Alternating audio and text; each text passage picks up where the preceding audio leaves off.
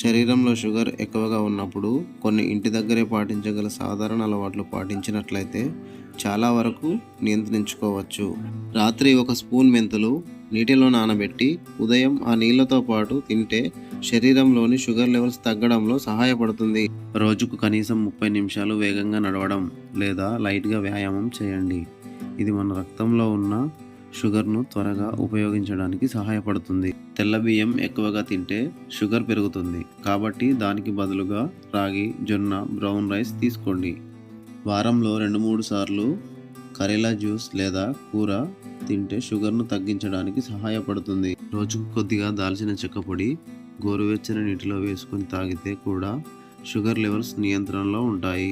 Cool drinks, sweets, bakery foods వీటిని తగ్గిస్తే sugar త్వరగా కంట్రోల్ అవుతుంది.